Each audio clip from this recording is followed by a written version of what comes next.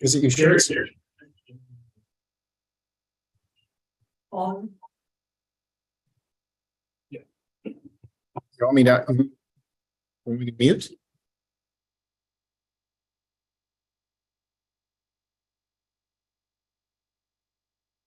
Try that again. Not hearing me twice? Okay. I know once is enough. Good evening, everyone, and welcome to the regular meeting of the District of Sechelt for February 1st. I'll call the meeting to order. Council, any items that cause you concern, conflicts of interest, or for that matter, amendments to the agenda? Hearing and seeing none, I'll entertain a motion, please, to adopt, and seconded. All in favor of adoption? Opposed? Carried. Thank you. Oh, and I should mention Councillor Brenda Rowe is not with us today. She's on a well-deserved trip. I wanted to say an official state visit to Hawaii, but probably that's not appropriate for the public. So we'll start off. We have a delegation from the Sunshine Coast Drag Racing Association. I understand Richard and Ray are going to regale us for no more than 10 minutes. Come on up if you would and have a seat and turn on the microphone and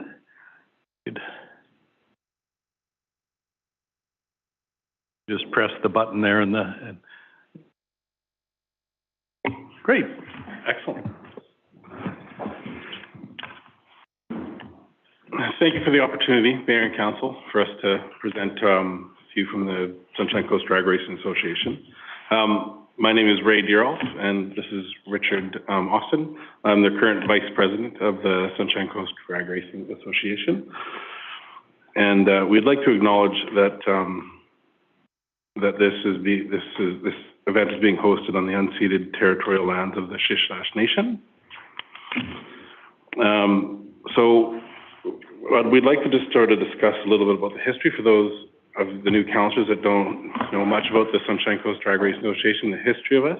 Some councillors and maybe possibly the mayor may know some of the history. We'd like to sort of just go through that really quickly, and then go through a few things, then sort of talk about the dates, right? And then we'd sort of open up for any questions from the council and mayor. Great. So the Sunshine Coast Drag Racing Association started in 1998, and there was a few folks up at the airport at a car meet, and they looked out at the pavement and they said, hey, I bet we could go really fast down there in cars. And that turned into the Sunshine Coast Drag Racing Association in 1999. And 24 years later, here we sit with 24 very successful seasons, right? We had a little bit of a break during COVID, but it's been very successful. In 2022, we had a very good year working with the District of Sechelt and all of the volunteers here at the Sunshine Coast Drag Racing Association. We had almost 3,500 total attendance for the three races that we had there, 1,500 in the July race alone. One of the largest single day events that we've ever had on the Sunshine Coast for an event was the Sunshine Coast Drag Racing, and we had over 5,000 people at one single event. And that was back in the early days. We had 90 racers this year. We had a half a dozen electric cars, 20 motorcycles. 15 to 20% of the attendants were non-residents of the coast. They came here to the coast to enjoy the drag races, to race their cars, and sort of enjoy the community. That brings lots of people to the public access of the airport that sort of don't generally go there. They can use it, and it's open to the community. We had a very busy season with the volunteers. We did a lot of, we generally do this every year. We do a lot of brush removal. We cut the grass. We maintain the one area where we, like the park and where we have the bandstands. We have the pits and stuff like that. So every year we go there, we maintain all of the grounds on that side of the airport. We maintain the access road going in. We've cut it all back. We've graded it. We filled in all the holes. We installed a burnout box for the cars to start on the direction of the engineering staff at the District of Sechelt. That went well. It was pretty quick. The value of that alone was about $25,000 to $30,000. The burnout box that we created. And a lot of that was volunteers, and we had a lot of donations from the community and local businesses, and all of our volunteers were very huge in that.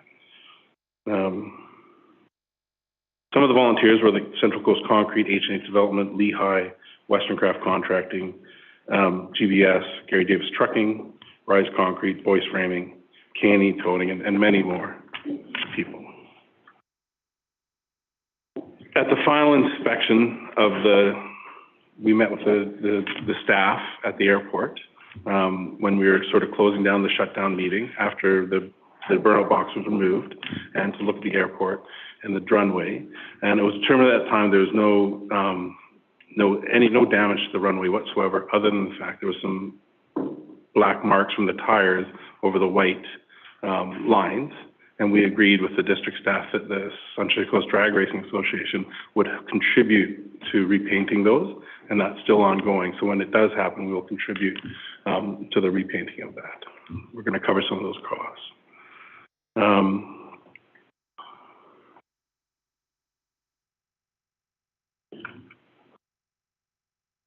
So last year, when we were meeting with staff, the mayor and the council at that time asked us to produce a business plan. And we've worked diligently with the members of the Sunshine Coast Drag Racing Association. We've created that. And that was for the District of Sechelt, when they do the master plan for the airport, they can include the Sunshine Coast Drag Racing Association in that master plan. And we've created that, and that can be reviewed by the folks here if you like. So that was quite a bit of work, and it's very well done.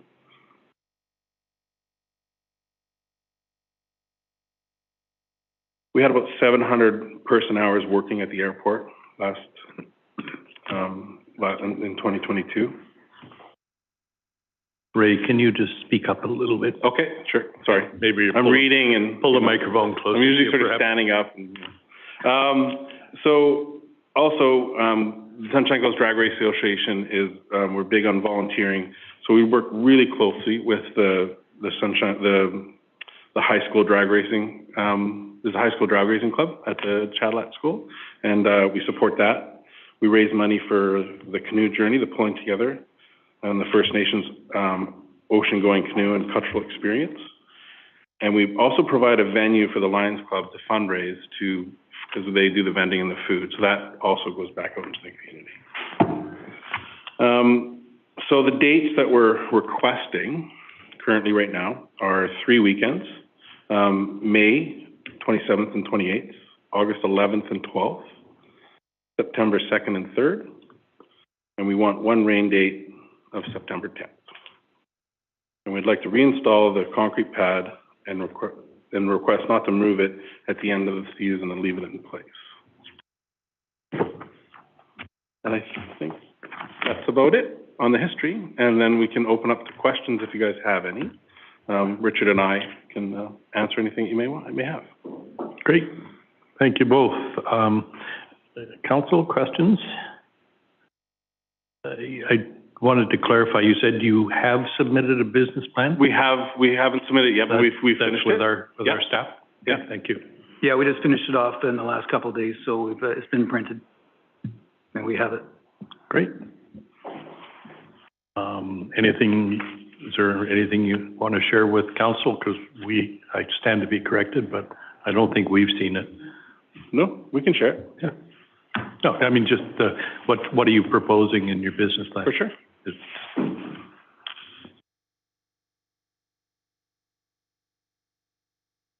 Go ahead, Ray. You ad lib. Ad lib for a bit? Yeah. Haven't you been to the drag races? Have you ever raced a car? No. Ad lib. Never? Well, anybody in the association, as long as you wear a helmet and you sign a waiver, any one of the councillors or the mayor or the staff can get in one of our cars during the pre-runs and go for a ride down the track and see what kind of fun it is and see how we open up the airport to the community with it's a community asset, and we feel that what we bring to the community, we open up the airport to everybody, right? And if you actually come to it and see the kids and the people and the enjoyment that happens up there, and it's a it's really small ask for 3 weekends a year to, for everybody to enjoy it in the community and even off like Sunshine Coast. We feel it's a great asset. Councillor Inkster, thanks. Yeah, I don't have a lot of questions about the drag racers and the dates they present. This has been going on for 20 years. With it, they've done this, so, I've always been supportive. What I want to ask though is, some of the correspondence we received from you, Ray, I didn't expect to see you here today. Here you are. Thought you were too busy. But who's Eric, and who's the individual that's on, we see on social media a little bit? Who are those people? Are they here with you? They're here, yeah, absolutely. Okay, great. Be good to know who they are. Yeah, they're all back there. Okay. There. So, Those are all our folks right back so there. who's Eric? There. Oh, hi, Eric. Okay, great. And the person who's Kipling? Oh, yeah, he's right here. Oh, okay. Yeah, you do, yeah, you're on there. Yeah, you're very positive. Yeah, okay, thanks, it's good to, and there's a lot of other people from the group back there with their hands up, that's good, okay. And the high school team is here, yeah. There's a high school, okay, Brenda, thanks, yeah, great, okay. And I've been part of the Sunshine Coast drag racing since it started. I was there as a spectator. I'm there as a contributor, like a racer, and we've been on the coast for almost 30 years here, just enjoying what's going on here. Yeah. Councillor Shepherd, whoops. Go ahead. No noise complaints from local residents at all? No, the airport's pretty. It's kind of in the middle of nowhere, right? And we're very respectful, and we've probably done a lot to that airport to improve it, right? Especially on the side where we used for the pits and stuff like that. We've created a flat area that's actually used by the airport every day by the helicopters, and they stage there.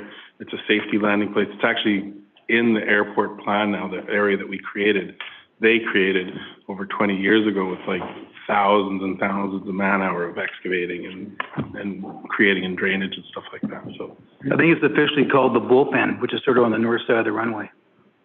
Yeah. Okay, Councillor Bill, please. Yeah, there we go. Thank you. Thank you for coming out, and thank you for the presentation. At this point, I'd like to have some time, and whether I put a motion through to review the business plan, because, as I say, I'm just new this year, and would like to be able to take the time to, due diligence to your requests. So. Yeah.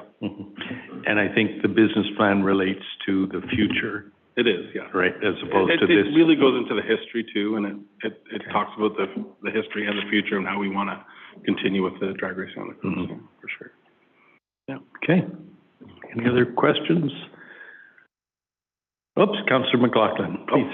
There we go. Hi, through the chair, I was just wondering if there's any special, It's okay, Joan, yeah, we can hear. My mic? Yeah, if there's any special provisions you put up for safety reasons, so that planes don't accidentally find that they're too close to you when you're operating? So during each event, we carry the airport radio and monitor channel 123.5. So the airport's actually NOTAM closed during our events. Okay. So planes aren't to land on the runway at that time. They're aware of that. We do monitor the radio because it's the odd time someone doesn't read the NOTAM and may think they can land at the airport. And we do have first aid on site as well all the time. Right. But that's the big thing with the airplanes. We do monitor the 123.5. Okay, thanks. And when we are working on the airport we have, the airplanes do land, but we're getting out of the way and we're wearing safety belts, and it's always very safety. That's another thing that we should mention too, is that our safety record over the last 20 years is impeccable. Is what? Impeccable. We've never had any major safety issues or crashes or anything like that whatsoever. Not sure impactful is the best choice of words for Impeccable. vehicles. Impeccable. Impeccable. Impeccable. Okay. All right. Councillor Toth, thanks. Thank you. I really appreciate seeing this business plan come forward. I know that was a sort of in the asset renewal that we did with the new runway, spending the orders of magnitude of funds that we did on it, making sure that we had a plan to transition the drag racers to an appropriate separate facility was a big priority for last council. And so I'm looking forward to digging into this and seeing how we can help them make it happen.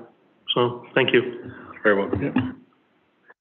Thank you for that, Councillor Toth, because we just are in the midst of finalizing lights on the runway. Will drag racing, like, what are the risks? I'm not sure if I look at our staff or you guys, but will drag racing impact the lighting system that's been installed at great cost? Thank you for the question, Your Worship. I was there, I observed the drag races myself. I went to a few to just see what the operation looked like, and if it was run the way it was run last summer, I don't see a risk to the periphery lighting. They are removable and replaceable, I've been told, and I believe the spacing last year was modified to further protect any lighting at the runway, so that's not a big concern. Okay, thanks. All right, thanks, folks, very much. We'll, later in the agenda, of course, we have your letter applying for the date, so we'll consider it at that point. But we'll thank you for your efforts and for this. You're welcome. Thank you. And for all of you coming out, stick around. It's really exciting. Oh, I can't wait. I congratulate on all you guys for stepping up and being council members. We know it's a breeze in the district of Sechelt. Everything just sails through, and we're all Thank you, Ray. Move one along. big happy Capri. Thank you, guys. We'll see you. Bye-bye. Thanks. Thank you, council. Yep, thank you.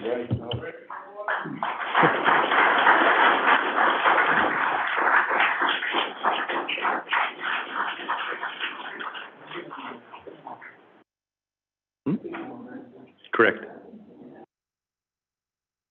Oh, aren't you? Yes. There. I might, okay. All right, council, item 4.1 on the agenda is proclamation that the drag racers are leaving.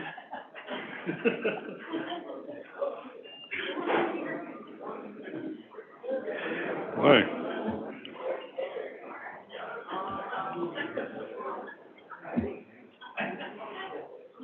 Okay.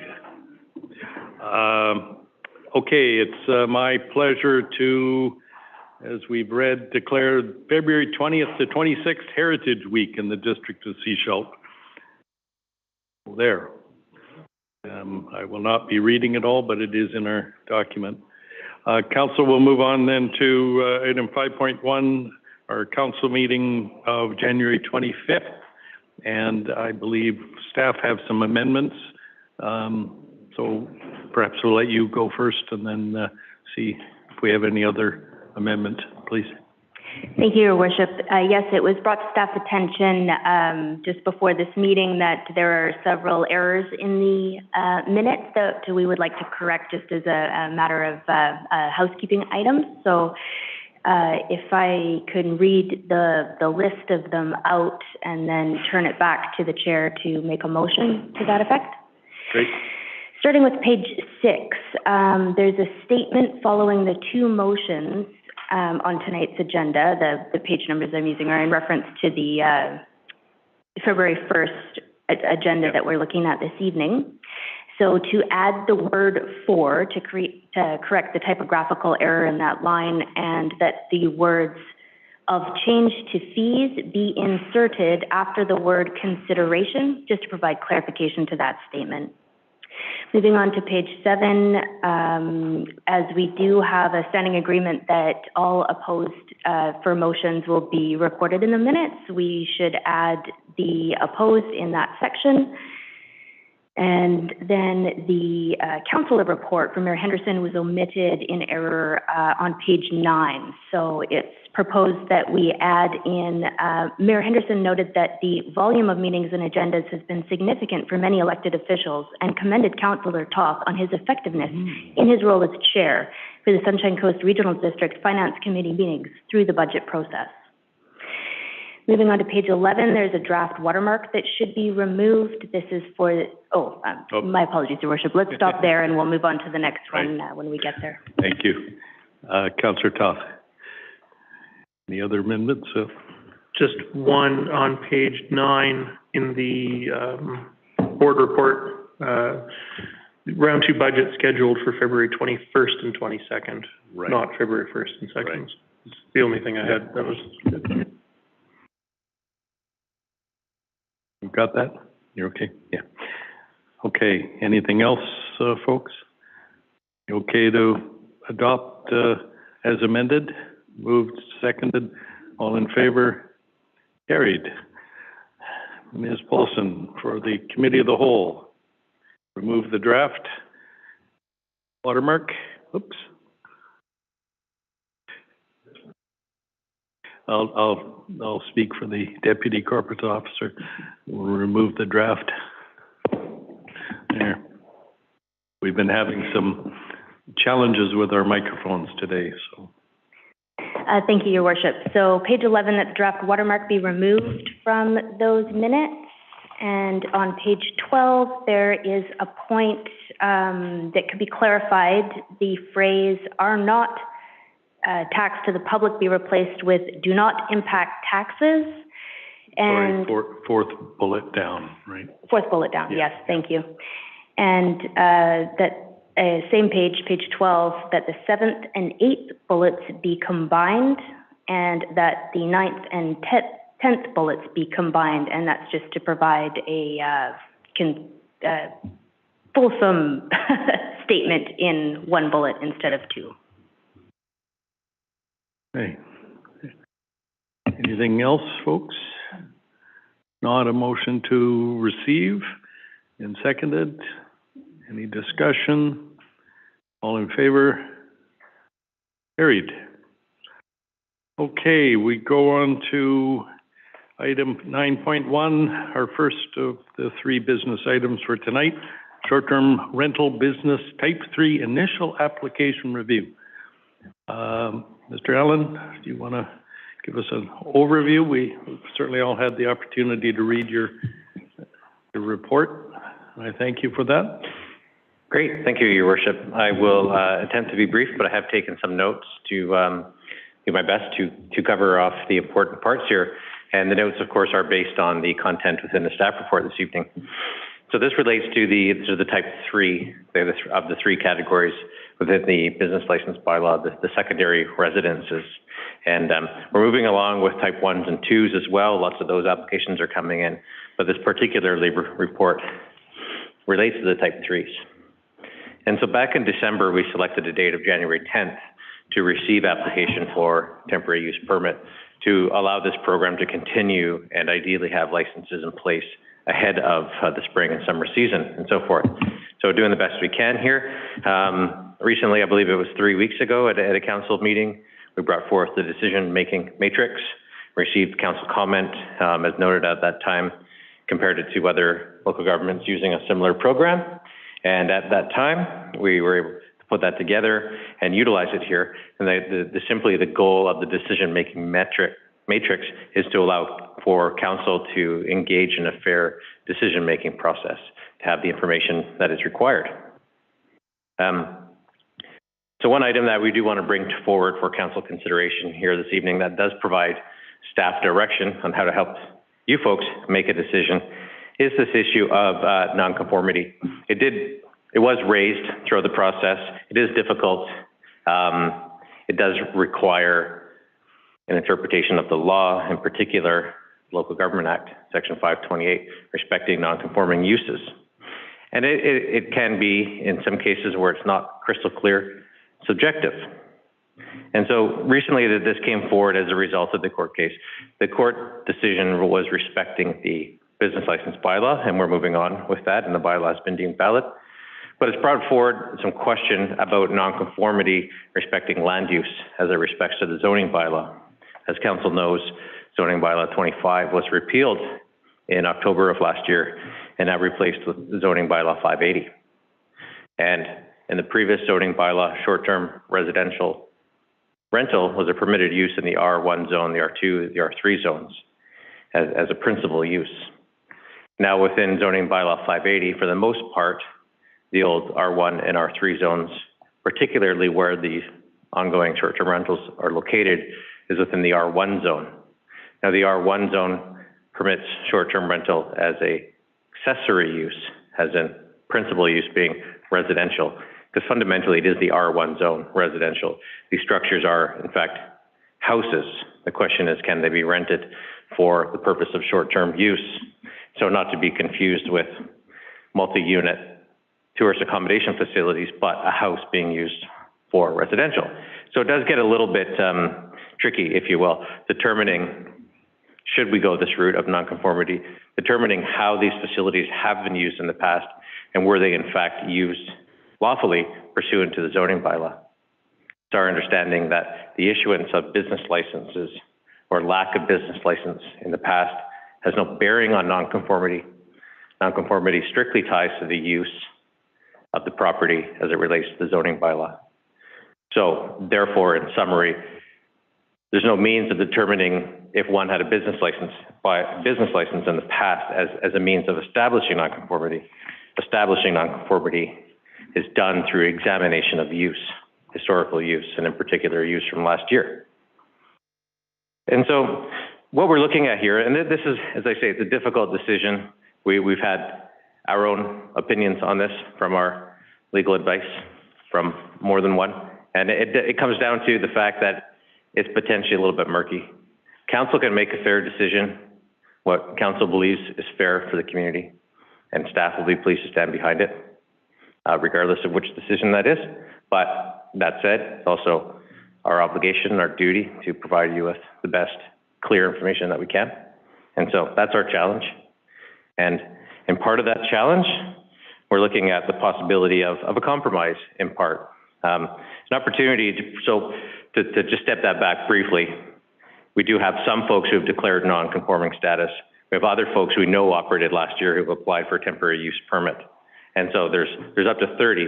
So we don't believe there's any need to distinguish between the two. Anybody who has been operating in the past should be looked at together, whether they've declared the status or whether they've opted into the new program that we're moving forward with. So fundamentally, our suggestion is we reach out to these operators, and some have reached out to us since this agenda was published, and gain some clarity and see where we are in that regard, whether or not non-conforming status can in fact be established and confirmed. And then that might allow, potentially, subject to council direction, to move forward for business license under the amendments of the business license bylaws adopted in September of last year. Above and beyond those 30, we have 6 new applicants who were not operating last year, who would not have any non-conforming status to qualify for, and would in fact be subject to a temporary use permit. We're also aware of several others, anecdotally perhaps, that continue to operate, intend on operating, and have not applied for either a business license nor a temporary use permit. And so there's ongoing work here that might come to the forefront through a variety of means, neighbor complaint, observation, and so forth. But that's on pause for now. That's our secondary concern for the moment, but we're aware that it's not as simple as just saying there's 36. That may take the rest of this year really to truly unfold what the numbers are. And so while it's clearly a challenging topic and a challenging decision tonight, what we're trying to do with our recommendations here are to provide a pathway forward. That said, so our recommendation is to attempt to find a middle ground if there is one. The secondary option, of course, is to say, no, council decision was 15. We'd like to stick to 15. That's council's fair, reasonable, thought out decision. So you have the 2 options. Because there are 2 options, and it's not clear which option will be selected and which to move forward with, we have entered all of the properties that have applied into the decision-making matrix. And as soon as tomorrow, we are prepared to send out the letter that accompanies the TUP to property owners within 100 meters of each applicant. The letter contains the information such as access to our webpage for more information on this, our email address, access to the map so one can see this. But because of the volume, we're going to send a singular letter rather than one letter stylized for each and every applicant. So it's our way of managing this administratively. And so what we have here, the decision matrix on the agenda. And so what this timeline does and what the suggestion is, be it 36 or 6 for this evening, is to review them, discuss, approve in principle if willing, and then that allows us to take the next step. And then there's a timeline that would bring us back sometime in the future. While this may take 1 to 2 more council meetings to fully get through. And of course, next council meeting is March 1st due to schedule. So we're continuing to move forward best we can. Complicated. And we hope council can make a fair decision this evening or provide direction to staff in some regard or the other. And I thank you. Great. Thank you, Mr. Allen.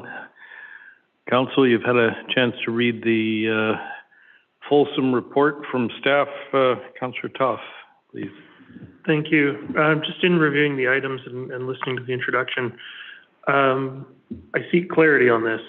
Non-conforming status, does that carry across change in ownership? Is this just, I guess, yeah, I'll leave the question there. Mr. Allen? Thank you, and I apologize if there's any virtual viewers. I did not have my camera on for that lengthy talk, so I do now. It does carry on. Ownership has no bearing on that. It strictly relates to the land use. Okay, thanks. Other questions, council? Councillor McLaughlin, please. Just a question through the chair. If, say, the residence burned down, what would be the situation there? Because then the house would be gone. Would it have to build in the same place, or could it not build in the same place? May I clarify, is the question? Yeah. Could they continue to operate as short-term rentals? Yeah. If they rebuild? That's an interesting question. Thank you, Your Worship. Because there's non-conforming use, non-conforming density, and non-conforming siting. So when you talk about something burning down, it's a question of determining which use that is. A commercial pub in a rural residential zone, for example, is a lot more clear. In this case, I would suggest if one were to, back up, the Local Government Act talks about if the use ceases for more than 6 months. But I'll caution it's not that strict. One could cease the use for a period of time while doing a renovation to improve life safety, and that doesn't necessarily count as a strike against or the reason to stop. If the property is just used simply as residential for more than a period of 6 months or sells and the new owners live in it and a year later decide they should reopen, that would not qualify. So it is tricky. It's about identifying that use. And so for us, we would tie it back to regular use. And in as much as I said, the simple fact that achieving a business license does not grant nonconformity, that's our first cue to start in looking if we do want to. Okay, great, thanks. Okay, council. We have a recommendation from staff on page 15. I don't propose to read it all.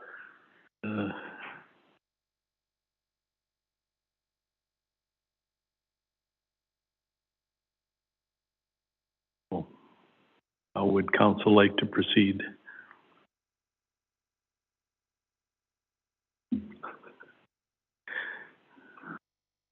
Can we give an opinion on the top and these type 3 in terms of use? I would like to say some things about it, but I don't know if you're going to pass this motion. If it relates to the matter at hand about, about the use of properties that exist. So Yeah, I mean, from my view, also as a planner, residential areas are to be primarily residential. And when these SCRs became popular, it seemed that the commercial use was being imposed and the residential use was being put aside. So to me, it became that they were becoming residential, well, commercial use in a residential area. And I always thought that, according to CRA, in order to have a residence, for it to be a residential home, you need to be living there 6 months plus a day. Sorry, that, So you've I'm got just questioning the idea of residential versus commercial versus use. So the use, to me, is more commercial in that case. But And so, I need to correct you. The CRA has no standing in our discussions. So drawing that comparison Yes. isn't particularly well, relevant. okay, it has standing in them operating a business, I believe, and it is a business. And we do allow home-based businesses. Yes, and even home-based businesses should be primarily residential, and the business should be accessory. So they really should have primary, 6 months plus a day living in that place, in my opinion, in order to have a home business, because it's not really their home if they're not there for 6 months. And I think we're here, you know, that's been at the root of a lot of the conversations that we've had over preceding council. And I think what we're hearing from staff is that probably at the end of the day, we need to learn a little more about what's really going on. I don't want to put words in staff's mouth, but, or mouths, but, you know, we need some data. And I think in recognition of some of the events of the last several weeks, that it's probably a better course of action to take a breather and try to refine our approach in the near term, meaning more than likely next year as opposed to next month. Councillor Inkster? Do you want to continue? We'll come back to Councillor McLaughlin. Oh, Yep, go ahead. okay. Just some clarification on this issue. Based on the information presented previously to council and the information presented this evening, I'm assuming that the figure of the numbers of allowable businesses, we'll call them that, because that's what they are, under this plan is in the 30s. I think it's fair to say we've had submissions Yeah. from 36. Yeah. Okay. But there could be more. I think I heard you say, Mr. Allen.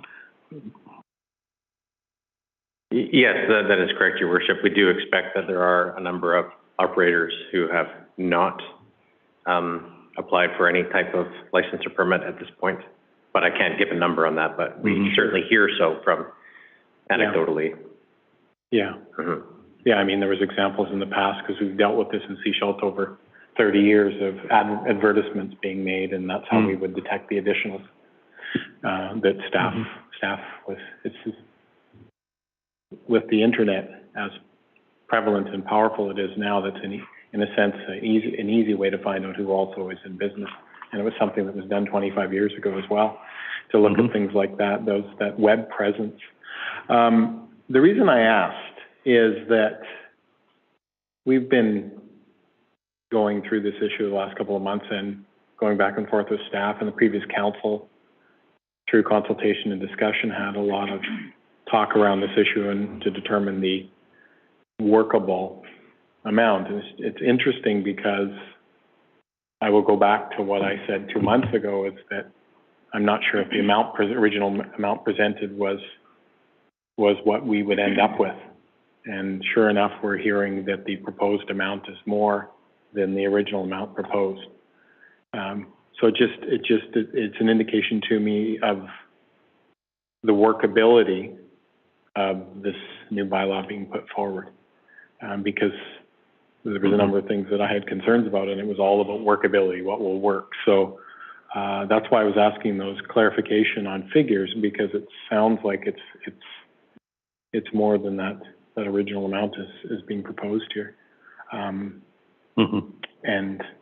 you know, I think that if in fact we move in that direction, that in a sense, I hope moving forward, and I want to introduce an additional motion too, if we go forward with this, I just wanted to mention that to the chair, is that I hope the district is able to deal with the concerning businesses in some of the neighborhoods that I think there's a strong unanimous idea around council dealing with those problem situations. Mm-hmm. And I hope that we're able to deal with that within this. And I'm not clear whether we can, but that will cause frustration in the community. We know that there's a number of businesses that are involved and individuals that are involved that are responsible. But we've been indicating and we've been reaching out to those that are responsible saying, can you help us with those that are irresponsible? Because they're causing problems in our neighborhoods. Right. So those are my concerns. So there's a number presented here, but I hope going forward that we can successfully deal with those problem houses in the neighborhoods. Right. Thanks. Very good. Councillor McLaughlin, did you want to continue and then?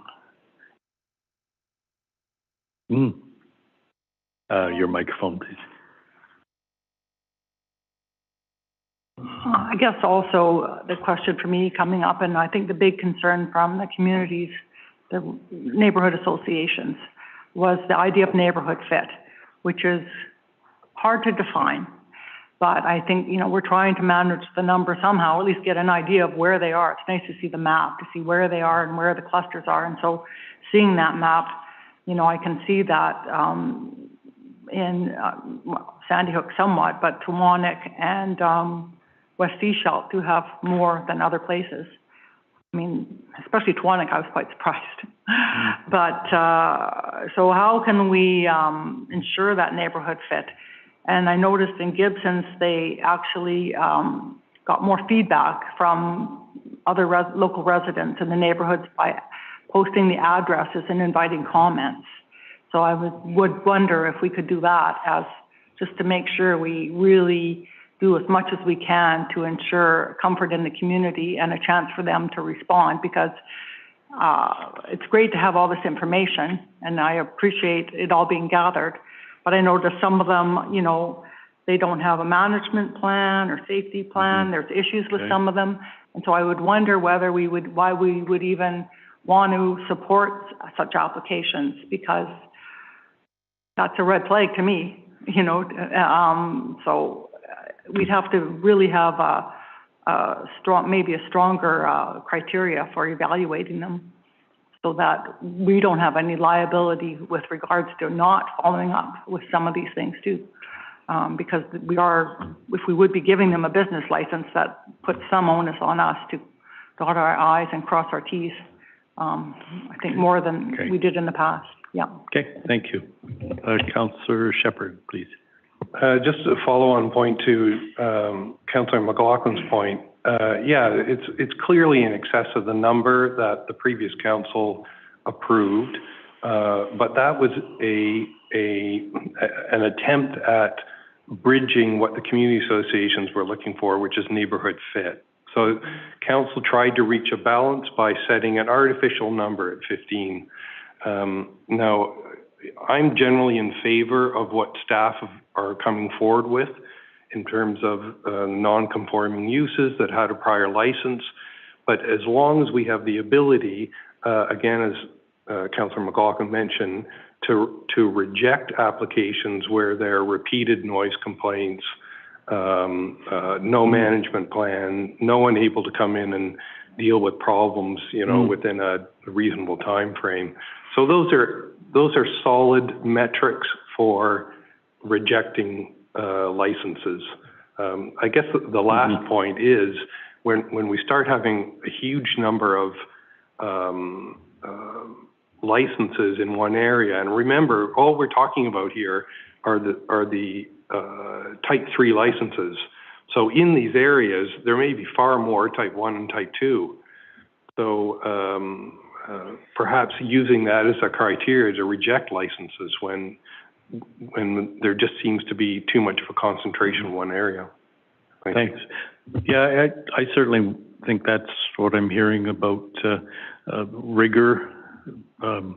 Councillor Inkster referenced as well, that we have to monitor. And I mean, the visibility that this process is giving to these, in particular, the type 3, the addresses are in our agendas. I think that alone will, drive these operators to perform. And I agree with you, 3 strikes, you're out kind of, approach. 2 strikes. No. Okay, Councillor Bell. Yeah, I think, just echoing what, Councillor Shepherd said, as I look at this, we've got, sort of, it's quite, as you say, it's not clearly black and white. There is some work around the non-conforming. And, so we have the 50 or the 30 that, we want, what I'm hearing is we want to do some more work in terms of looking at where they're at, some of their history and so on. And then we've got the 6 that are fairly clear. That's easy. And then we have that group that we're not sure, that there's a group out there that maybe aren't applying for licenses at this point. So I've sort of heard 3 different scenarios at this point. I think we've started down this path. I think it's a path that we can now start to look at some of the, some of the evaluation pieces behind it. Here's what's clearly needed, and I think that's a really good start. The compliance will be very key and how we're going to manage that. And I am comfortable with the direction that we're starting on, and would like to take this time and, as you say, and take a look at this non-conforming area a little bit further. So was that a motion? Could be. Okay. Procedurally, I kind of need a yes or a no Yes. to that. Okay. So motion as written on page 15, points 1 and 2.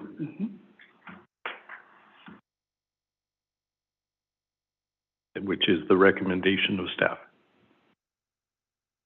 Are you making that? Yes. Okay, great. Yes. Thank you. Thank you. Is there a seconder? Okay.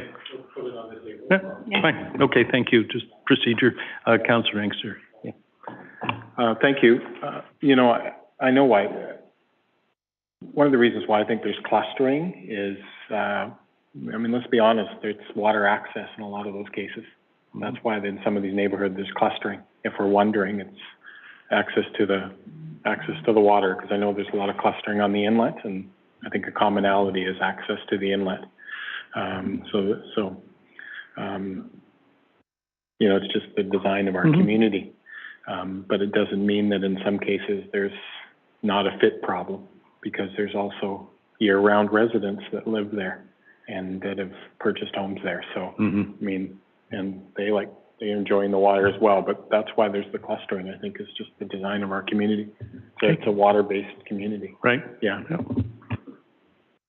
Councillor Toth, please. Thank you. I'm a much bigger fan of option 2, but we've got option 1 on the floor, so there it is. The applications that we've got the information for here, I just wanted to clarify, a number of these do have items that say, no management plan, things like that. But it does say that if any of the below criteria are not met, the application will be unable to move forward. So I'm seeking confirmation of that. And then to follow on to that, are we still looking for all of these same requirements from the properties that declare nonconformity as part of the issuing of the business license? Right. Okay. Thank you. Mr. Allen, were you able to get all that? Yes, thank you. If some pieces are missing at the moment, management plan, this process, as we propose to step it out, does allow for some follow-up and some reconfirmation, particularly if one is establishing whether or not the nonconformity may apply. I see something like a guest safety plan simply as required. The type 1, type 2 in-home, every license that we've issued thus far, we've examined the safety plan. That's just less a subjective piece to score on a decision matrix and more of a just, if you want to get a license, we're going to need to see that first before issuance, right? So that's a little bit different. But yeah, nonconformity applies to land use bylaws. In this case, the zoning bylaw. All provisions of the business license bylaw will apply to any facility operating from here on out. Thank you. Okay. Councillor Bell, yes. To the chair. Councillor Toth, could you, not putting you on the spot, but in terms of number 2, can you tell me a little bit, just say a little bit more about that? As to what your thinking is behind that? Not germane to the motion that's on the floor at the moment. Sorry. Yeah. The chair appreciates Councillor Toth. Okay. Any other, 1 and 2 on page 15, or the motions? Yes, she did. The reference was to option 2, which is on the next page, which is just another possibility entirely from that staff had introduced. But we're here speaking to the motion in front of us, which is as presented on page 15. Councillor McLaughlin. Yes, through the chair. I was wondering, with the kind of scorecard and ranking that's been provided, would it not make sense to say, after the neighborhood fit has been better defined, that we would look at the highest ranking ones as our preferred options, and not say they're all okay, but say, okay, just like Airbnb does, what's your ranking? How, which are the ones that are very highly ranking, and those would be the ones that would be the best ones to support. So I don't really see this list as being ones that we would accept, all of them necessarily. I mean, why go through a ranking if you're going to do that? And also, from my perspective, the type 3 STRs are full residences, and to me, by having them as commercial and being rented out fully for basically a hotel type use, commercial use, we're losing, up to 36 homes by doing that, perhaps, that we could actually have people have long-term housing in. Thank you. We are short on McLaughlin, that's a different topic. Well, it relates to accepting these or not. It's a very, okay. So to me, it's a very related topic and something to consider. Thank you. Thank you. No, thank you. Okay, council, anything else? Are you ready for the question? And, okay, I'll call the question. All in favor? No, sorry, all in favor of the motion. I know, well, no, you don't have to vote for it, but, so all in favor? Yes, 1, 2, 3. Opposed? Okay, the motion carries. Okay, thank you, staff, and please extend our appreciation to Mr. Allen, to your staff for the, yep, so motion carries. So you had an extra one you wanted to? I just wanted to add Microphone, please. Just wanted to add a third motion that I'm assuming that there's a review as part of this. There's a review as part of this approach, review of the number of licenses as part of the approach. Yes, I guess there's a review. Are you referencing a review next year or next week? Well, as part of the process, there will be a review of a number of the applications. Yes. And there will be and I'm hoping that there will be a review of this process by staff as they move along. I think that's a given. Okay. So if in fact that's true, that's a given, great. Mm-hmm. That my motion would be, I would hope that this review and results be analyzed and presented to council in November 2023. Oh, okay. So putting a time frame that. Yeah. Okay. Yeah. That certainly, I think I'll look before we formalize it. But yeah, so a deadline that staff will come back to us no later than November of this year. Yeah. If you look at the reports and the information presented and all the work done previously, for us to do any of these things and walk away I doubt that, I doubt that, we will be able to because of the issues contained herein and some of the problems that may occur within the community and the workability of the numbers approved. I think it will be ongoing, so it may happen anyway, but unless we say we would like the information to come back to us after what would be considered the tourist season, let's say, because we know the numbers of use of some of these businesses, I'll keep calling them that, will go down probably in October. Right. Then maybe this will give staff some time to do an analysis. So, Yeah. is there a seconder for that motion? Yeah. Yeah, okay. So could I burden our deputy corporate officer to read the motion? Certainly. I had noted that a review of the short-term rental program be conducted and that results be presented to council in November of 2023. Results, analyzed results. Results and analysis, sorry. Okay, Yeah, how about results and analysis? Is Yeah. that okay? Yeah, okay. Any discussion on that? Councillor McLaughlin? Yes, thank you, through the chair. I think that's a great idea because we're all curious to see how the summer plays out in terms of weather and water. And, again, it's always my mantra, you know, the water issue is paramount. It's an emergency. And people have said that we don't even have enough water for the people we have here. So it does concern me that in the summer, we're inviting a lot of tourists when we may not have water for them. Thank you. Okay, thank you. Okay, anything else? Are you ready for the question? All in favor? Carried. Okay, thank you.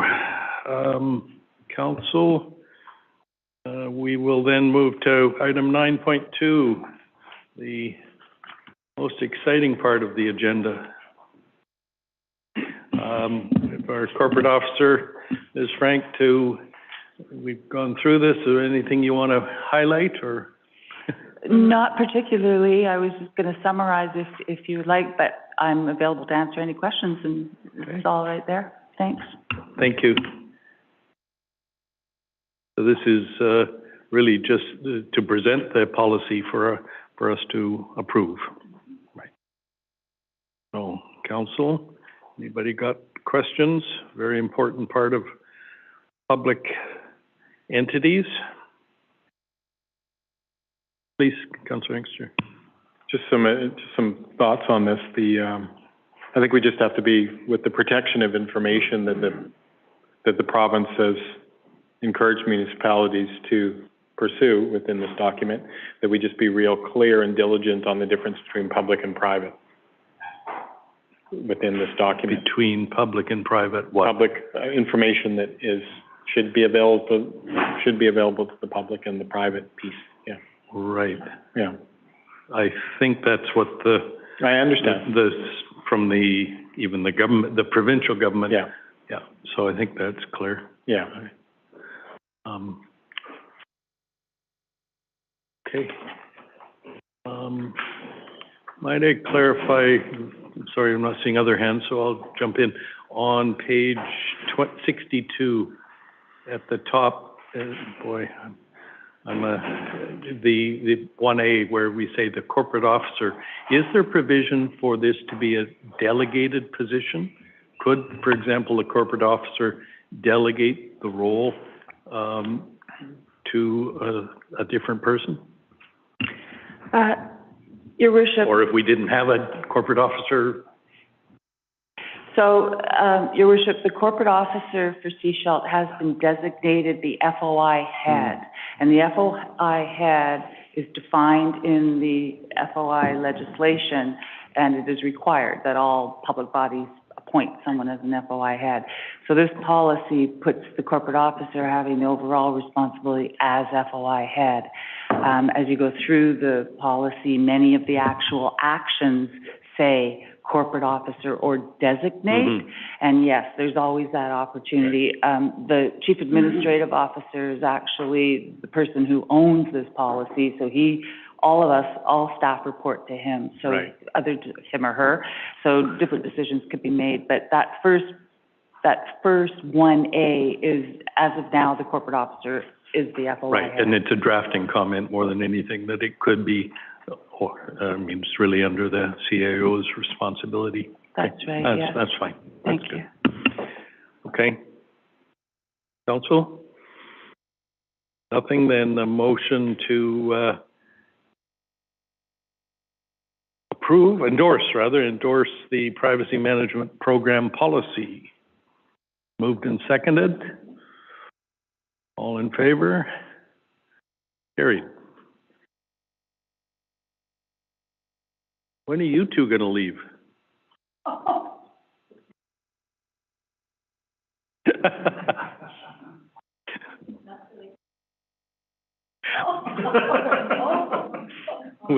We need a microphone for you, Pam. We'll have to give you a lapel mic one day.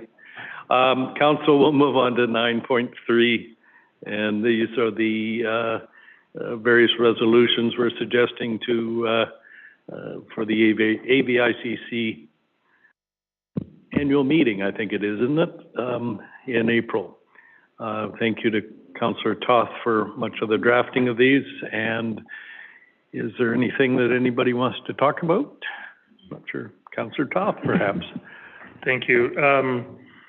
I just want to say thank you to our staff for helping to turn this around in just, what, I think it was 2 days between when we approved these in principle and them getting onto an agenda. So, unfortunately, I wasn't around to help with some of the particular wordsmithing. So I have a few word change suggestions here. Okay. That I've run through our staff, so they're well aware of them. Yes. And I'm going to I guess we'll go one at a time then. So looking at the first one, which is property tax sharing for local governments on page 73 of the agenda package.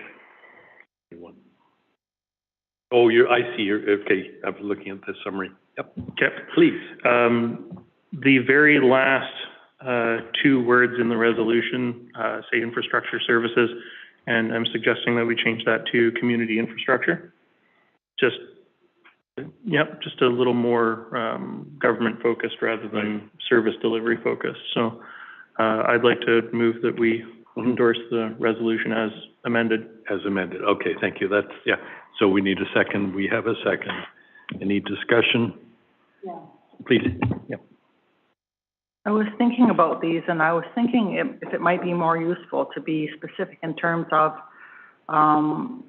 saying where we would like the money to go, for instance. And the one you're mentioning, should we say that we would like the money for reserves? So that it's more specific and not too general. Just a thought. Yeah, I don't think, they wouldn't fund reserves, they would fund projects. So how we treat it internally. Yeah. Yeah, I see your deputy corporate officer wants to clarify. Thank you, Your Worship. The process with the AVICC resolutions is to get a motion out for consideration by all of the municipalities that are in the Vancouver Island and Coastal Communities area. So once those are considered at the annual general meeting, the municipalities would consider endorsing that. So narrowing.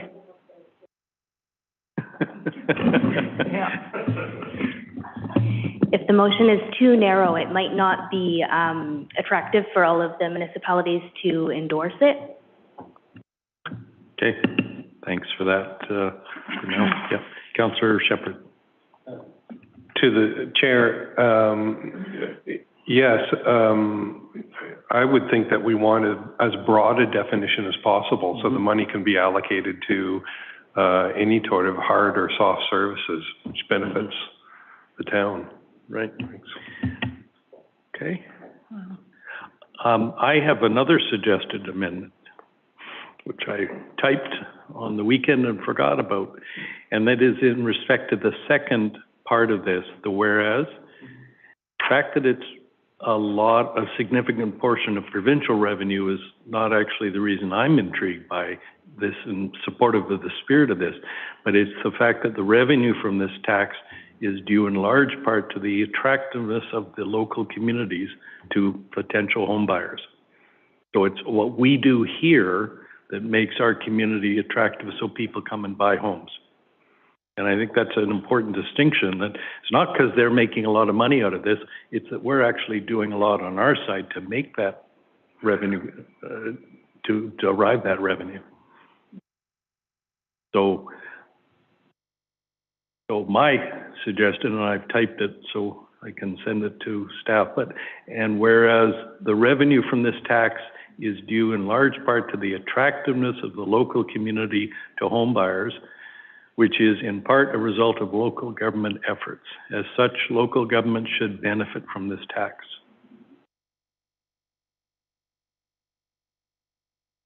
Well, then, yours.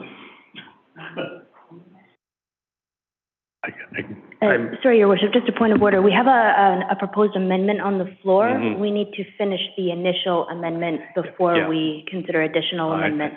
I was sort of hoping we might skate by on friendly amendments, but I mean, if I may, it sounds reasonable. I just look for staff to confirm that sort of that verbiage is acceptable. But otherwise, I'm fine with it. Okay. Okay, please, Councillor Inkster. Yeah, I think what the Deputy Corporate Officer was speaking to is we had a 1 and a 2. First and the second are on the previous change. We did, didn't we? Yeah. I beg your pardon. Yeah, that's what So he much was for speaking friendly. to, that it was on the table, so, Right. and I doubt there's any No, disagreement, so if we vote on that, then we can go to yours. Yeah. Oh, it's tough having tough crowd. Yeah, we Dalton doesn't get that. well, we can. My motion was to approve it for submission as amended. Right. So we can amend this motion to add the further amendment. Okay, so the motion, it would be, you would change 2 words at the end to community infrastructure. And I'm proposing the change in the middle one to read, and whereas the revenue from this tax is due in large part to the attractiveness of the local community to home buyers, which is in part a result of local government efforts. As such, local government should benefit from this tax. Therefore, it is, be it resolved that ABICC, da-da-da-da-da. Only one suggestion in that second clause that you've got the rewriting for, should probably say property transfer taxes, because it's not referenced anywhere before that point. So to say these taxes would be vague. I can live with that. This is negotiation 101.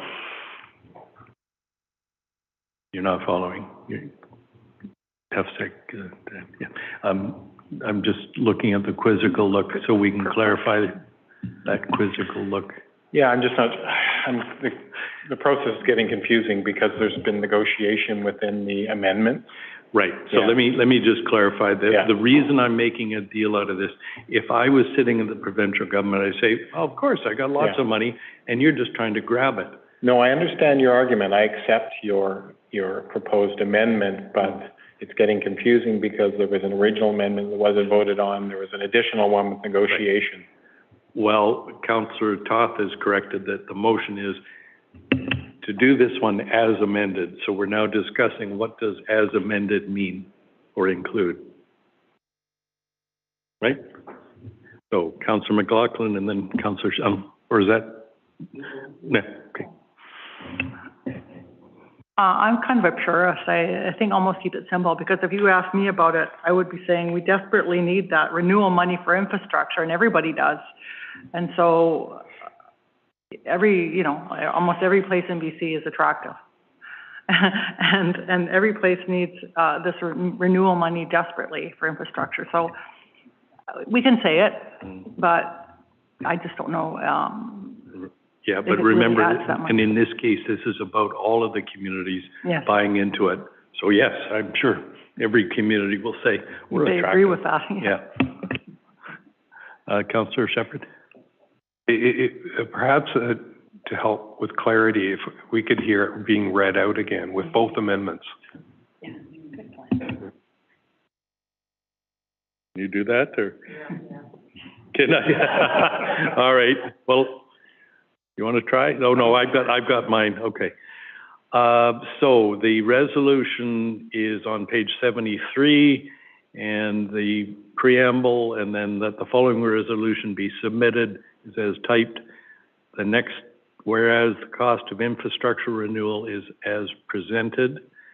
The second, and whereas the revenue from this property transfer tax is due in large part to the attractiveness of the local community to home buyers, which is in part a result of local government efforts. Period. As such, local government should benefit from this tax, period. Therefore, be it resolved that AVICC and the UBCM advocate to share, etc., for expansion and renewal of community infrastructure.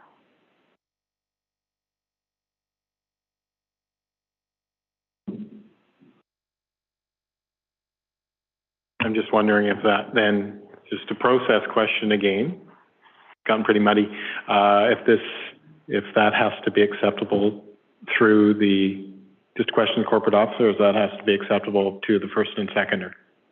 And I believe I was a seconder. The vote, okay. Yeah. Certainly, yeah. The amendment, did you ask if it would be a friendly amendment? I'm sorry, I didn't No, quite hear no, the just, What was the question? Sorry, Your Worship. yeah, right. Yes, because even though it was as amended, that was specific. Right, you did. So what you would usually do procedurally is vote on the First Right. Amendment, then if there's a second amendment, vote on that. That's what I was suggesting we do. Yes, Yeah. all right. Yeah, okay. Yeah. So which way Cleans it up. would the seconder like to proceed I first?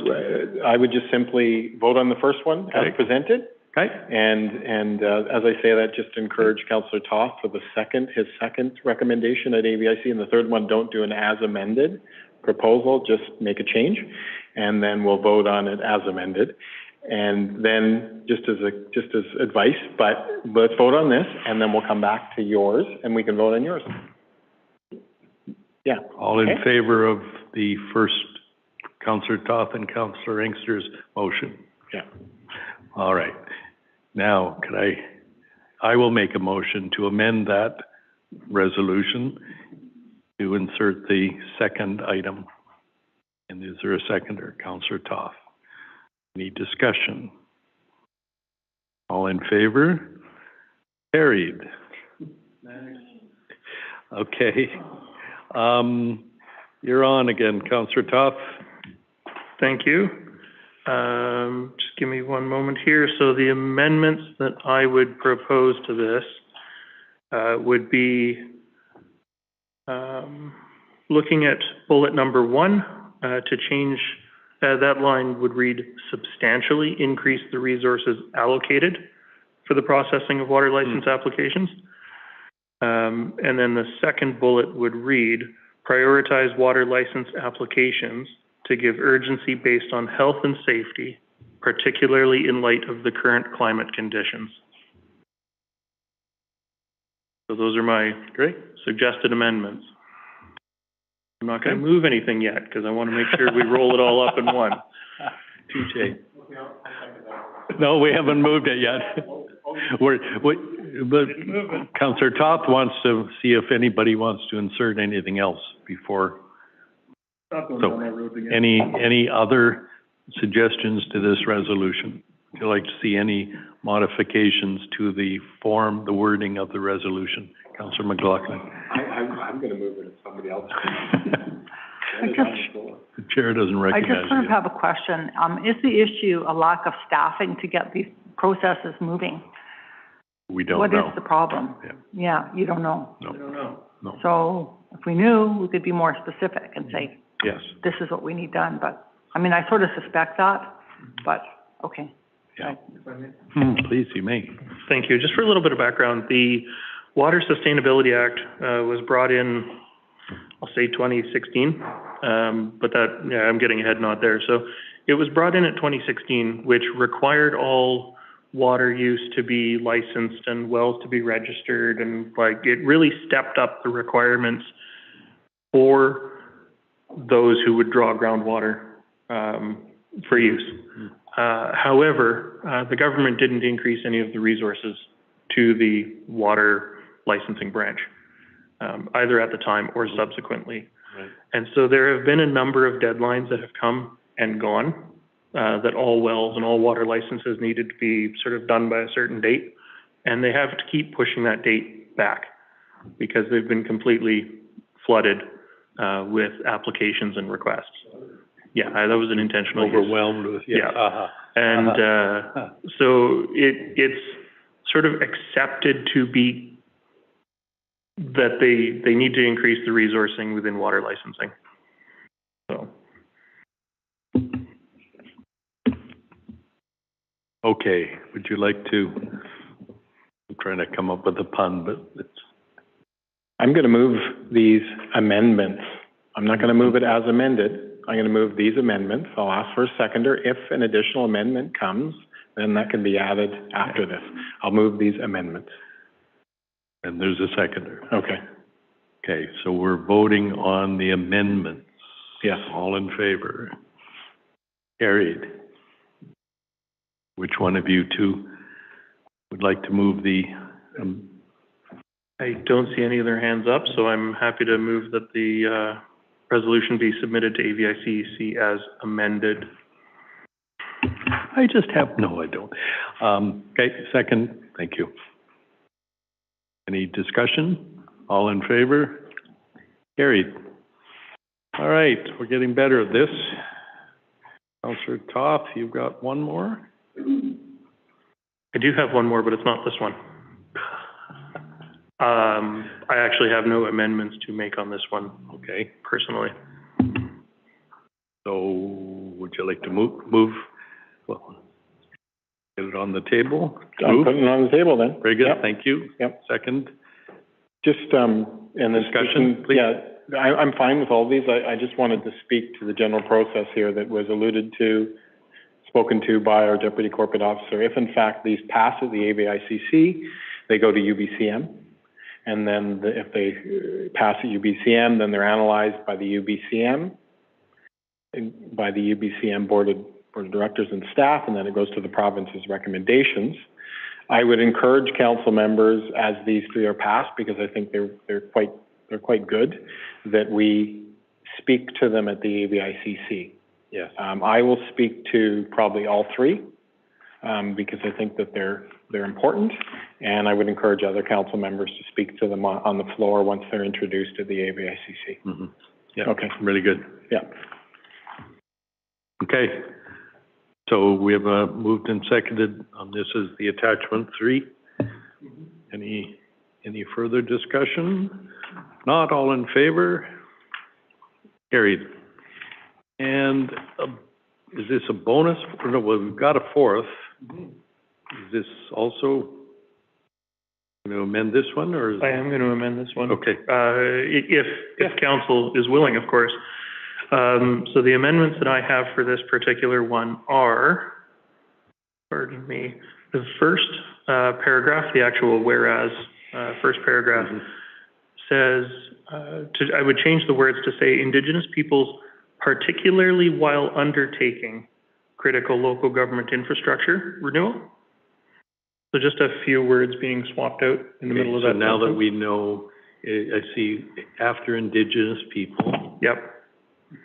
Particularly while undertaking critical local government infrastructure renewal. Okay, so there's a deletion and a. Yeah, and a swap out. Okay. And then in bullet number 1, replace the word drastically with considerably. Drastically was the best word we could come up with at the time. It's not the best word. And so. the last one of this previous one was substantially increased. That's right. Right. So those are my Great.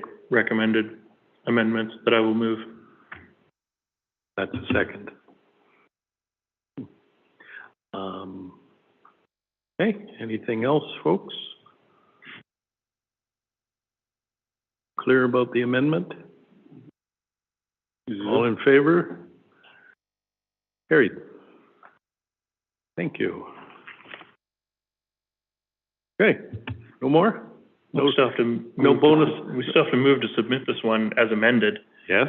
If, Well, I think, okay. all I moved What were do you think? amendments, Yes. so I don't see other We hands. submit so- all of these, or just, Only if we pass resolutions to I that effect. understand. Yeah, so I'd like to move that this resolution be submitted to AVICC as amended. Okay, second. All in favor? Carried. Did we do that for all four? Good. I'd like to amend it. Okay, very good. Thank you again for that. Now we go to, there's the, there it is, yes. Okay, councillor reports. How did I do this last time? I remember. We'll go to, no, we're doing in the agenda 10.1 and then we'll do 11.1 and so on. Yes, yes. Okay, why don't we just go left to right? Councillor Shepherd? A little bit of further discussion with Scredo. They are passing around the letter or email that I've sent to them on some suggestions, and have commented that they want a bit more time to consider it, and will be coming back to council. On SCAF, I think after some discussion with SCAF members, I've talked to our manager of communications, and she's agreed to attend the next meeting so that we can try and deepen the level of communication between the associations and council. And that's it. Thank you. Great. I should note too, it's been a whole week, so since our last councillor report, so short is acceptable. Councillor Bell? Yes, so I attended the first Community Investment Program Grant Committee meeting. Very, very great group of people. The team is have a lot of skills and expertise in this area, and I'm very much looking forward to digging in and finding out what grants we have and making some decisions. And I also, just after that, attended the Child Care Council meeting. They haven't met since September, so it was, there was a lot to catch up on. We certainly have some issues in that area. The big question for us is what's happening with the childcare funding, and just some curiosity around that. And I think the one thing that was kind of surprising for me was that with childcare, you know, it's often, is it a combination of both lack of staff and spaces? And the thing that kind of surprised me here is that it appears to be lack of staff more so. There are actually some childcare centers that are not open right now on the coast because they do not have staffing. And there are those that are at limited capacity because they only have a few staff. So I think it's certainly something that the people that were there from CAPU to start looking at how we encourage more people to take training. They've certainly looked at the wages. That has been an issue in the past, and that's certainly something that's changing. So it was a good meeting. I think there's lots to be done, and I look forward to our next meeting. Thank you. Thank you. You're on. Only been a week. I have nothing to report. Well, you had a big commute. Councillor McLaughlin? There.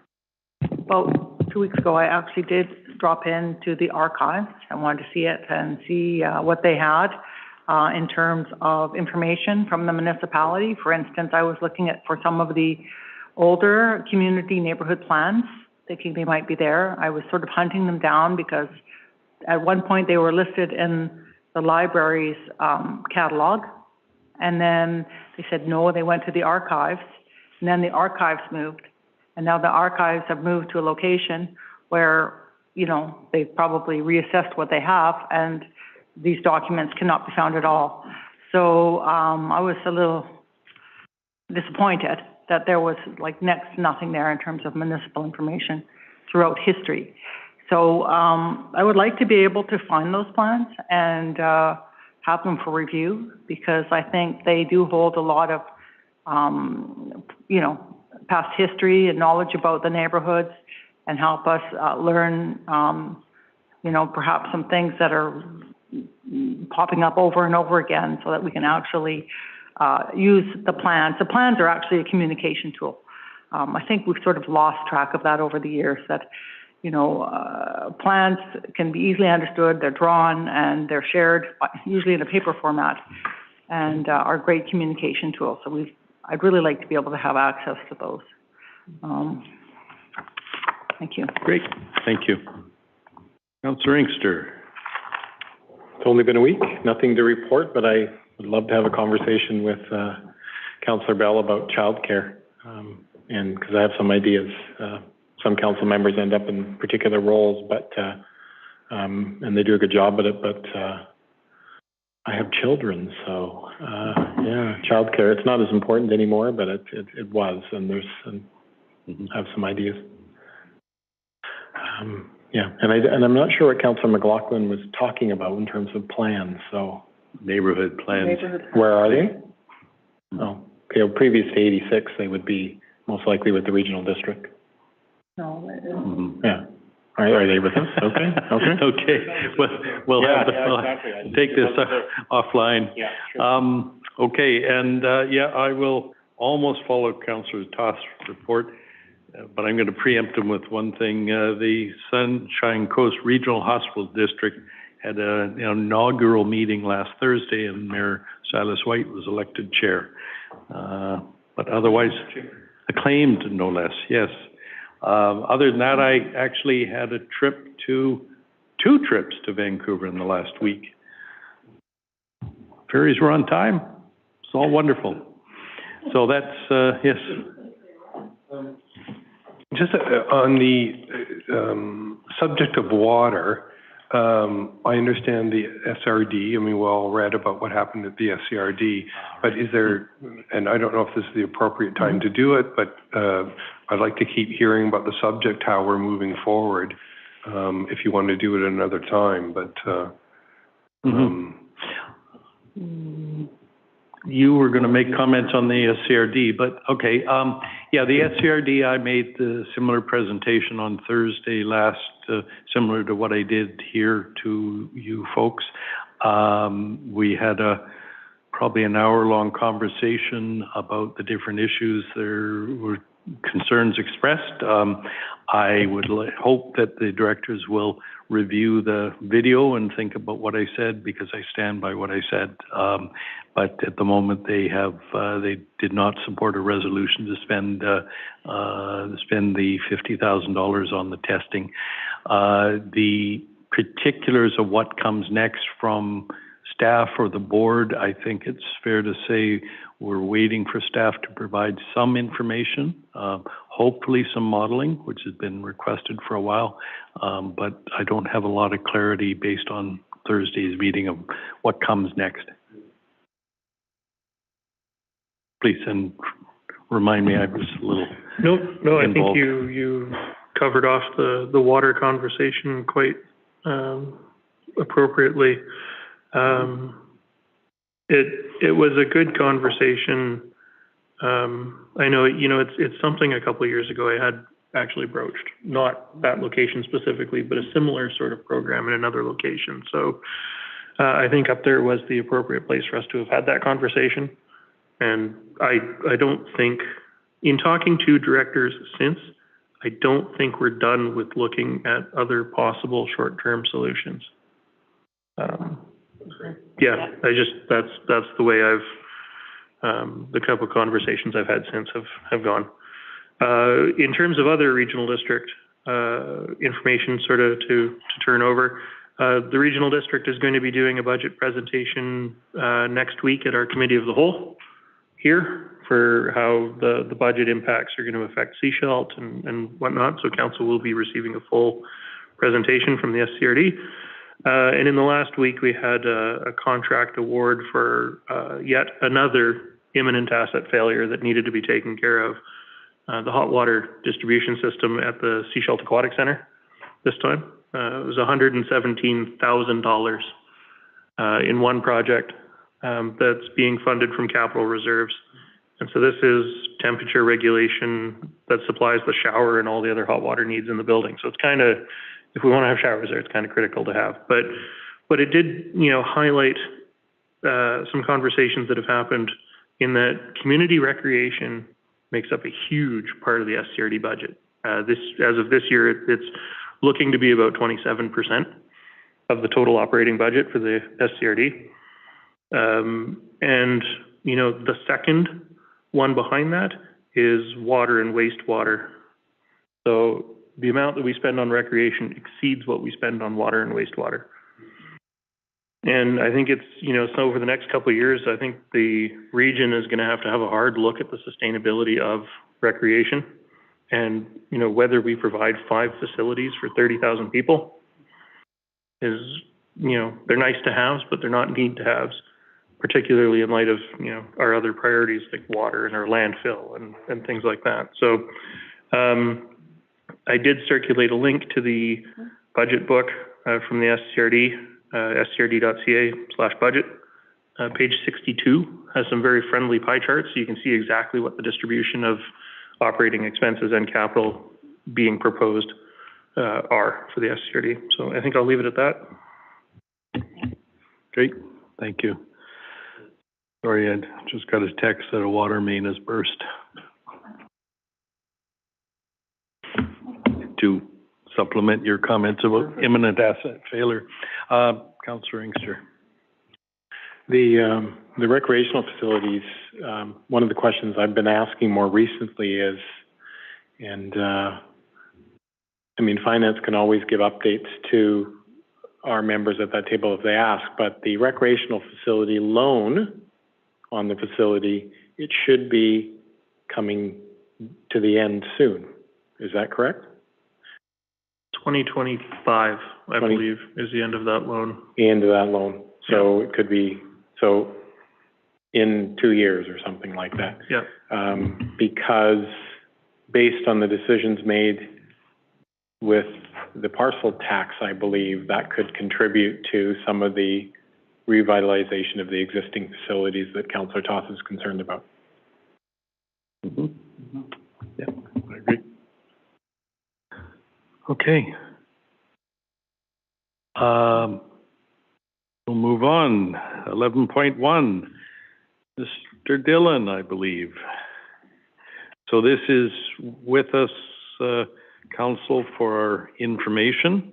And I suppose if there are substantive questions, by all means, I think Mr. Dillon would be pleased to answer them. Please, Councillor Toth. Thank you. Just looking at the chemical storage building at the WRC, end of January or early February. So just wondering if it's been installed or if we've got a updated delivery time at this point. Yeah, thank you for the question. Through your worship, it is en route from Quebec. So it's on the back of a truck, and it's headed here, so should be here soon.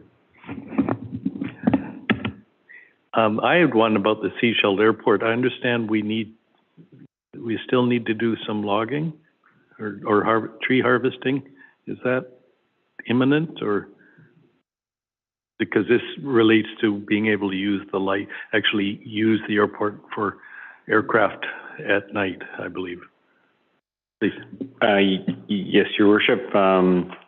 It is not super imminent, but it is going out to RFP for the proper processes for cutting and all that kind of stuff. Right. So the practical part of using the airport with the lights is some time off is yet. Yeah, I would think that by May we should be well into harvesting. Right. Yeah. Yeah. Good. So, okay. Thanks. Yes, Councillor Toth. Actually, just wanted to chime in on that particular one, because as the representative to the community forest, I was invited to attend a bid opening for that, so it has closed. I wasn't able to attend, but, yeah, so it has closed, just for an update on that. Okay. Thanks. Councillor Inkster. Just a couple questions with the two bottom items. One is, on the active transportation network improvements that we do. I'm glad to see them. Do we talk to TRAC at all when we do those things? Does the staff have a open communication with TRAC? Yeah, I'm seeing lots of nods, so, yeah. And I'm getting confused, I guess they spoke to us at the SCRD. I don't know if they've been here recently, so. No. Through your worship, as part of the consultant's request for proposal, like their proposal, they had to do extensive stakeholder engagement. So that would have included TRAC, would have included the elementary school and the neighborhood, the community associations. So it was built into their scope of work. Thank you. Okay, thanks. And through you, my second question is just the Sinkett Park washrooms, which will be just over here. What I'm assuming, because I think we did a walking thing down there and we heard about that. I'm not sure exactly what it will look like, and I just can't recall. I'm assuming though that it will be lit, because we're putting in infrastructure, will be lit, and it will have the ability to play Bach. Not quite. Okay.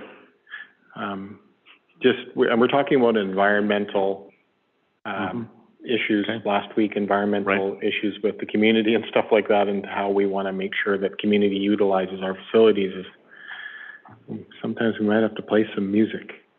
Yeah, just part of that. I'm just asking. The important part was the lit piece.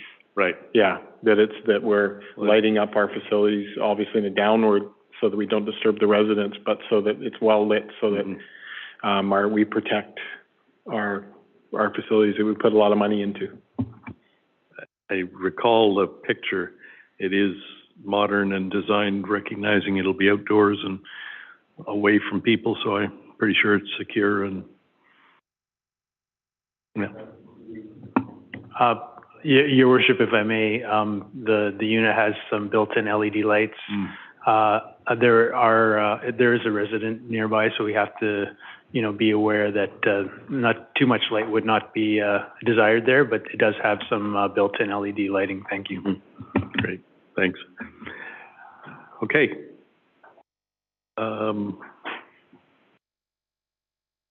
Council, Okay, I will take a motion to receive the report. Seconded. All in favor? Carried. All right, correspondence, 11.2.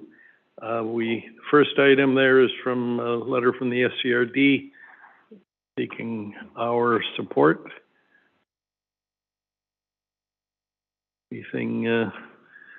And it's a motion for local governments to discuss collaboration, which I think is fine, but sort of ties into your comment about recreation. So, please. Thank you. Recognizing that this is a resolution from 2021, it's taken a while to get this particular letter actioned. But it is important because... So does everybody follow that? That even though the letter is dated December of 2022, this was, I'd missed that. Yeah, Resolution 247 from 2021. So it is still relevant. There are a number of projects that the regional district is looking at for the coming year, particularly around, emergency generators for water and wastewater systems, things of that nature. And they're looking at other sources of funding that aren't just taxation. So all of the rural areas can kick in gas tax towards the purchase of, mobile generator units or what have you. But because we participate in regional water, if it's a generator for the water service, they're effectively subsidizing the municipality. And so that was sort of, I think, the root where this came from. But we really have no mechanism to participate in sharing gas tax in projects that are being gas tax funded at the regional district. Please. Other than it taking 2 years to get here, should they not be identifying areas, specific areas where they want cost sharing? Because we'll be finished our budget process imminently. So I guess it's for next year. But should the region not be more specific as to what they're looking for, do you think? Thank you. Not having been there, I can't speak to what the discussion was at the time, but, and I don't want to put Councillor Toth on the spot. Seriously, it's not fair. No, I don't mind. You're right. They should be more specific in their requests. But before they go through the process of putting together proposals and making those requests, they want to know, do we have any interest? Are we even open to this conversation? So I don't know if that's something we want to try and tackle at 8:40 on a Wednesday night. We do have the SCRD coming to committee of the whole next week. So there might be an opportunity to talk about that as part of the budget conversation. Please. Well, I'm assuming staff's coming though, but, and maybe the chair, they sometimes do, and, because this looks like it's a political letter, not a staff-based letter, and Elton may know more. But I have a lot of questions, specificity of projects, where the funding was supposed to come to for those projects, differentials and abilities to tax versus municipality versus the regional district, and the projects they fund through their specific silos that they fund at the regional district. So this isn't clear to me. It's not really clear. So I was going to suggest maybe that's what a resolution from us is, simply to go back to them, asking them to explain. We also want to prioritize water. Maybe if there is an advantage to the town for more drinking water supply, it might be the time to mention it. Sure. Yeah, I mean,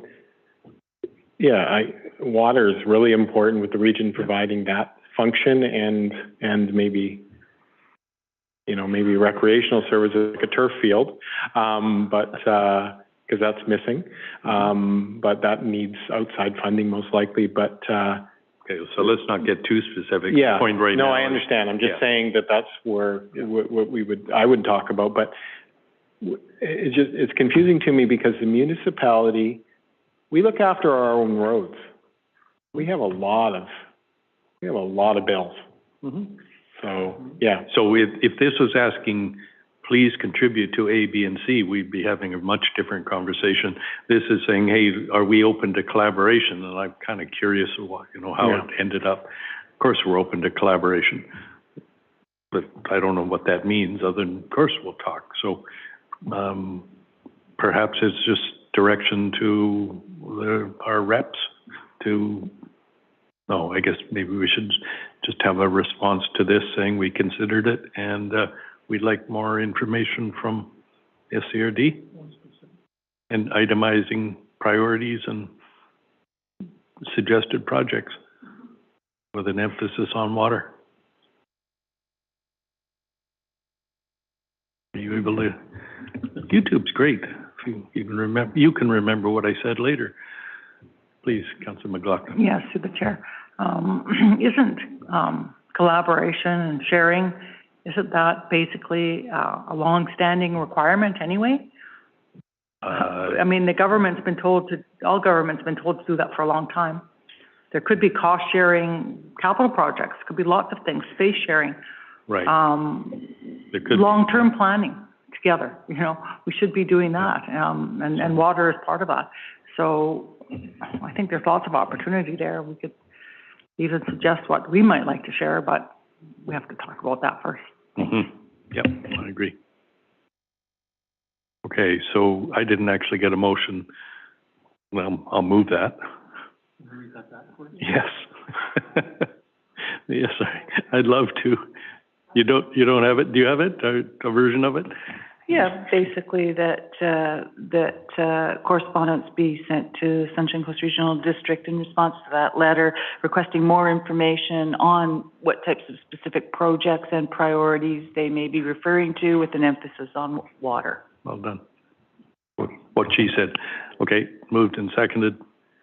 Any further discussion? All in favor? Carried. Okay, Council, we have then the request from the Drag Racing Association for dates for the 2023 season. Would you like to proceed? Councillor Toff. Thank you. Just a clarity question from staff, because I don't remember the number of dates that the association took advantage of in 2022. I think it was 3 sets of 2 days or 3 sets of,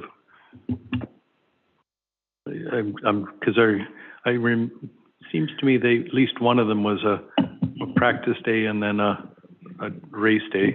Yep, I mean, through the chair, they had 3 different 2-day sessions. 2-day sessions, okay. They had one rain out. Right. I think they swapped weekends, one of the weekends. Right. Okay. Only being mildly flippant, I hope they have to use the rain out day. We need the rain. Yeah, the drag racing associations, their requests to us are consistent over the last number of years. 6 days and then 1 rain out backup day. So that's fairly consistent. They never surprise us. I just have a process question to you, maybe just to you or through you to staff. Is this received for information, or do we make a motion to accept the dates? I think, I know the drag racing, I mean, they've written this letter looking so they can start planning. And given we don't have another council meeting for a month, I would certainly encourage us to make a decision. Okay. Today. I'll accept the dates and present that motion then. So you are accepting the contents of the dates in the letter, and I guess that's all we... Yeah, the rest is... Yeah, I'm introducing them. This is very normal. These dates are very similar to ones that are introduced to us every year. Right. It's not a surprise to me. Okay, there's nothing else to go in that. Sorry, are you seconding or? Sure. Okay. And you'd like to speak to it? Yeah, thank you. Just a quick comment in that when we had the conversation with them last year, the burnout box and everything that they did in 2022 was intended to be sort of the last time we wanted them to use the runway, pending receipt of, business case and plans to be able to develop their own facility. Haven't had a chance to review this, but obviously this isn't something that's going to get built before May. So I'm quite open to the dates that are being presented here. Okay. Yeah, I think is that a hand? Please, Director Douglas. The other thing that they're suggesting here is that the burnout box goes in permanently. Or permanently? At the end of the runway. And that's, last year's agreement was that they would put it in and it would have to be taken out. And their letter here is recommending that they be able to leave it in. I'm sorry, I missed that. That's in the second last paragraph. On approval of the dates to reinstall the burnout box removed, they're not saying they're not making reference to whether or not they'll take it out. Oh, when they spoke, they wanted to leave it in place. I missed that. Okay. Please. Yeah, as I introduce this motion, I don't see that contained herein. We can have that additional discussion in future, but I think it's important that we approve these dates so they can go back to their membership and indicate that these, approve or not approve, and indicate to their membership that we're comfortable with these dates presented. Right. Okay. And then we've got dates first. And then get dates done, and then we can talk about the burnout box, an additional motion. I can't read. Yeah. Okay, did you have? Yeah, to the chair. I think it's more, burnout box, and it didn't sound to me in earlier conversations there were any other concerns, like the lights, that type of thing. And because I don't know the history, there are no other concerns at this point if we did approve this? I think it's fair to say the flying clubs and any, airplanes that might use it, because they're prohibited then from landing or taking off on these dates. Right. So they are impacted, certainly. Mm-hmm. Yeah. Director Dillon. Yeah, thank you, Your Worship. Last year we met with, there were some extensive meetings that happened with the Drag Racing Association to work on an operational plan. And those were designed to reduce the disruptions to the airport. It was something new for the Drag Racing Association, and there were some hiccups in the first race, but as other races went along, they were better at it. And ultimately, I think we should have an opportunity to maybe check with the airport operations to see if there's any issues around leaving the pad permanently without removing it, because initially it was meant to be relocated, and they said they were able to do it within half a day's operation. So I think if staff could check in with the airport manager and see if that's an issue, that would be prudent. Okay. Thank you. I think maybe Councillor Inkster's point's the right one. Let's give you a chance between now and our next council meeting to address it, and we'll get some clarity and we can work on those details. Okay. Anything else on the resolution to agree to the 6 dates with a potential of one other date in respect to rain? All in favor? Carried. Okay, thank you. Move on to the East Shelton District Chamber of Commerce. And I don't think there's any particular action on this. Just for clarity, I see my name is in the document here. I had, for council's benefit, I had no involvement in producing this, and it is factually correct that I was previously chair, so I am technically past chair, but I haven't been involved in any of the discussions or conversations with the chamber. Please. Yeah. There's one mention in their letter to business information, and yourself and myself talked about this briefly in reference to this letter. And just so council knows, the Chamber of Commerce used to provide business information services as part of their visitor information services a number of years ago. It was basically one piece that the membership contributed to, and a lot of the other services they provided were paid for by the visitor information services contract.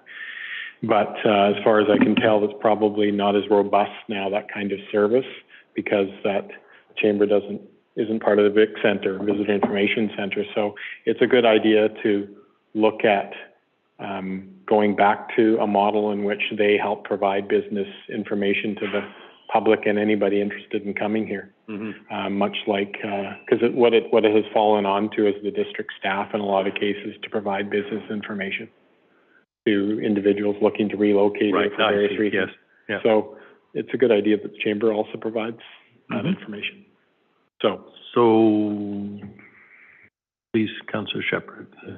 Seem to be proposing use of the tourism, But that would be, given that is now, we've authorized the Sunshine Coast Tourism to use it. I guess the chamber has to, looking here, but should be in touch with the tourism and see what they can work out, I think.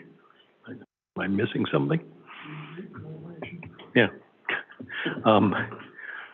Okay. I do like the idea, although I imagine there needs to be an opt-in about if somebody applies for a business license, that they are given the opportunity perhaps to opt in. I'm trying to stick handle through the privacy issues, but say, tick a box on our business license application. Would you like to join the chamber? perhaps I can leave that with staff to talk to the chamber. Just seems like a nice thing, but. And the other one they talk about in the second full paragraph, about getting together, with an Invest in Sechelt event. I assume the chamber or someone else they're expecting to take the lead. I don't think any of us are volunteering to. I think the chamber is still, were they not going to come as a delegation to council? Because they had a lot of terrific initiatives that they sent in upon the council starting, and we're still, so I'd love to hear more about that when they speak to council. So maybe that's the resolution. That we'll invite them to come to a future meeting as a delegation. Okay, moved by Councillor Shepherd, seconded by Councillor Tough. All in favor? Carried. Okay. Wow. Ready? Any emergency items? Mr. CAO? None, Your Worship. Okay, motion to adjourn, seconded. All in favor? We are adjourned. And so, we